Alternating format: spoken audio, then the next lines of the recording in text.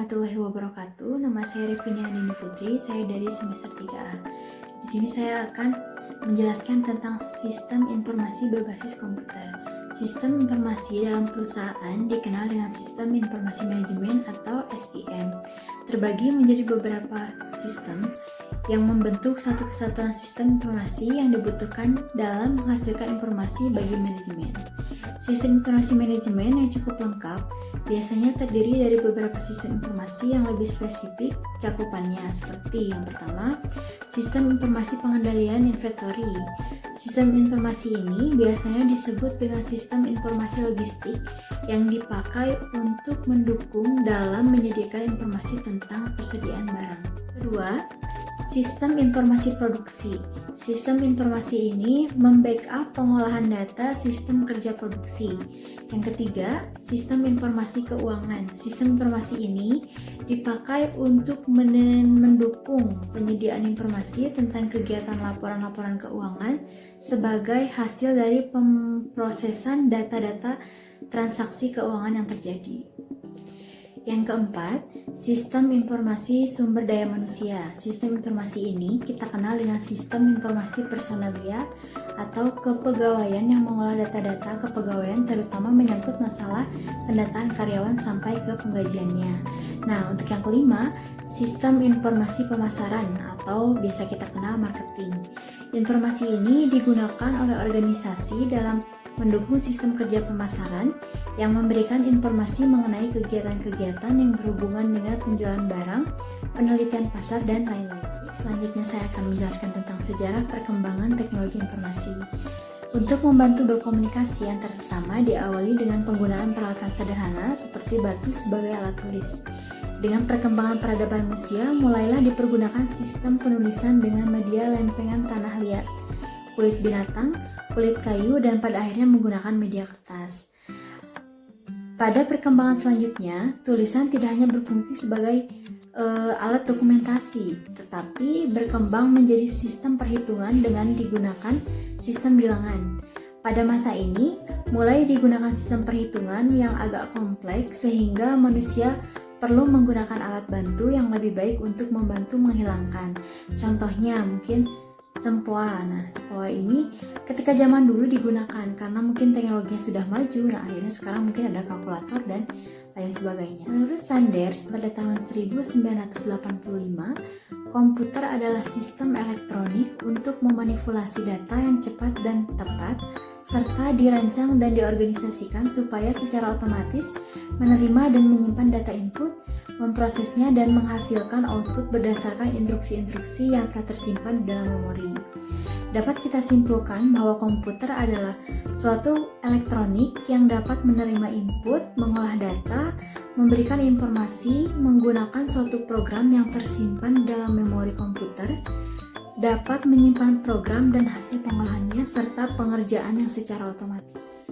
Berdasarkan penggunanya, komputer diklasifikasikan menjadi yang pertama, komputer untuk tujuan khusus atau social purpose computer. Yang kedua, komputer untuk tujuan umum atau general purpose computer.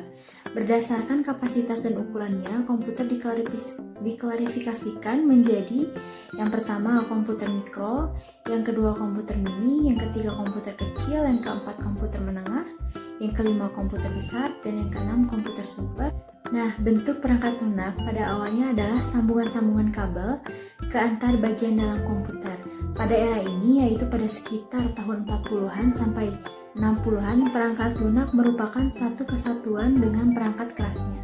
Nah, untuk perkembangan perangkat lunak pada tahun 1940 sampai dengan 1960, yaitu proses batch, distribusi terbatas, pembuatan khusus. Sedangkan pada 1970 sampai 1980, multi-user, real-time, database, produk, perangkat lunak. Dan pada 1980 sampai 1990, sistem tersebar, penanaman kecerdasan, perangkat lunak menjadi murah. Dan pada tahun 1990 sampai tahun 2000, sistem desktop, teknologi objek, sistem pakar, pemrosesan paralel, dan jaringan komputer. Menjelaskan tentang hubungan sistem informasi dengan teknologi informasi. Sistem informasi merupakan suatu kumpulan dan komponen-komponen dalam perusahaan atau organisasi yang berhubungan dengan proses penciptaan pengaliran informasi. Informasi hanya merupakan salah satu komponen kecil saja. Komponen-komponen lainnya adalah proses dan prosedur, struktur organisasi, sumber daya manusia, produk, pelanggan, pemasok, pesaing relasi, dan lain sebagainya. Dari definisi di atas, dapat kita simpulkan bahwa ada hubungan yang sangat erat antara teknologi informasi dan sistem informasi.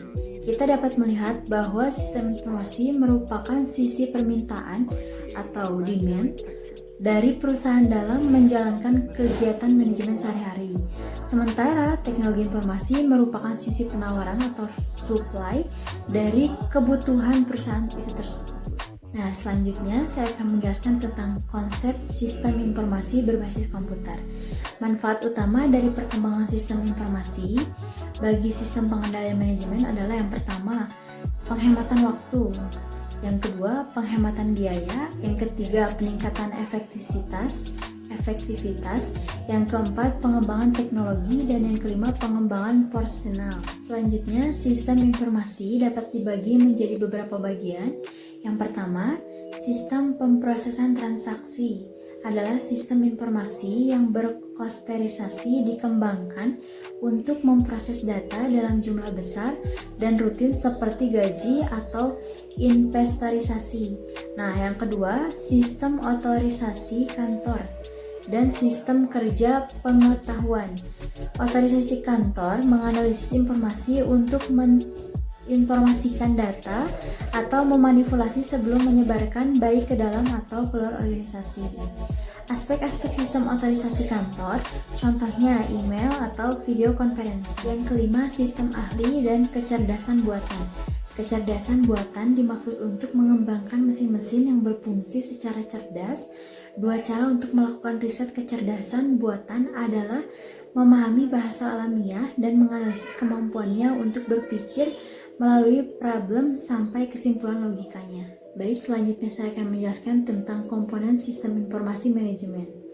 Secara umum, komponen sistem informasi manajemen terdiri dari yang pertama, perangkat keras, yang kedua perangkat lunak, yang ketiga data, yang keempat prosedur, dan yang kelima manusia. Yang keenam, blok basis data merupakan kumpulan data yang berhubungan satu dengan yang lainnya, tersimpan di perangkat keras komputer dan perangkat lunak untuk memanipulasinya.